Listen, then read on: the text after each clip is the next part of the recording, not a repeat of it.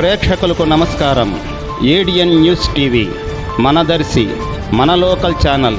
ADN news TV ప్రేక్షకులకు నమస్కారం. వార్తలు చదువుతుంది మీ ప్రసన్నారాం.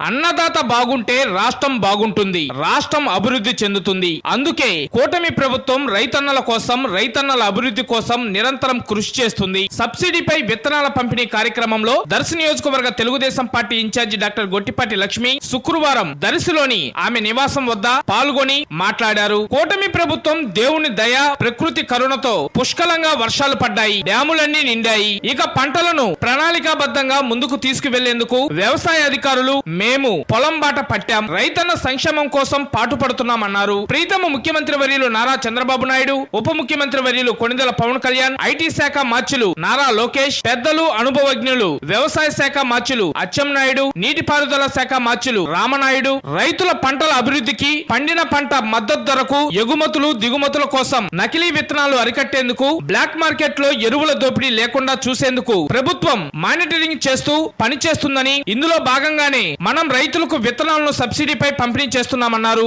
నకిలీ విత్తనాలను ఎవరైనా అమ్మినా కఠిన చర్యలు తీసుకుంటామని, అధిక ధరలకు ఎరువులు, పురుగుల మందులు బ్లాక్ మార్కెట్ లో విక్రయిస్తే కూటమి ప్రభుత్వం కఠినంగా వ్యవహరిస్తుందన్నారు. అంతేకాక రైతు పంట నష్టపోతే రైతులు బీమా పంట బీమాను అమలు చేస్తుందని, కౌలు రైతులకు భరోసా ఇస్తుందని, ప్రతి రైతుకు ఏడాదికి 20,000 రూపాయలు నగదు మొత్తాన్ని వారి అకౌంట్ లో వేస్తుందన్నారు. ఇలా రైతుల కోసం, రైతుల అభివృద్ధి కోసం కూటమి ప్రభుత్వం పనిచేస్తుందని తెలియజేస్తున్నామన్నారు. ప్రధానమంత్రి నరేంద్ర మోడీ సహకారంతో సకాలంలో ఎరువులు రాష్ట్రానికి అందేందుకు కృషి చేయడంతో పాటు రైతులకు పంటల బీమాను అందజేయడం, వ్యవసాయానికి సబ్సిడీ అందించడం, సబ్సిడీపై వ్యవసాయ పనిముట్లు పంపిణీ చేయడం, అత్యాధునిక డ్రోన్ సహాయంతో పంటలకు పురుగు మందులు పిచికారీ చేయడం, ట్రాక్టర్లను సబ్సిడీపై అందజేయడం, ఇలా రైతుల కోసం కూటమి ప్రభుత్వం పాటుపడుతుందని తెలియజేస్తున్నామన్నారు. గత ప్రభుత్వం రైతు భరోసా కేంద్రాల పేరుతో వైసీపీ నాయకులు దళారులుగా మారి రైతుల రక్తాన్ని పీల్చారన్నారు. పండిన పంటను తీసుకొని వారికి డబ్బులు చెల్లించకుండా ఇబ్బంది పెట్టారన్నారు.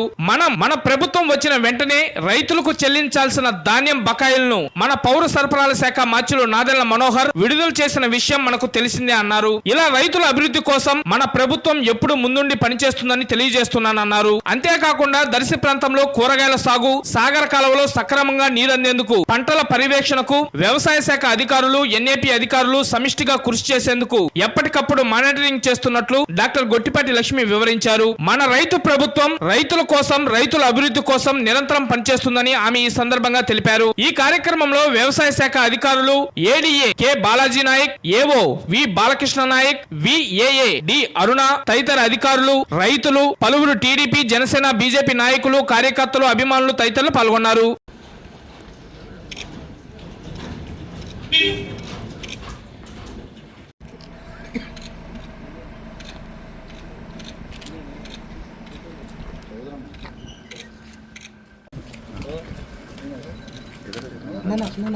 కొంచెం వెనుక్కున్నా ఫోన్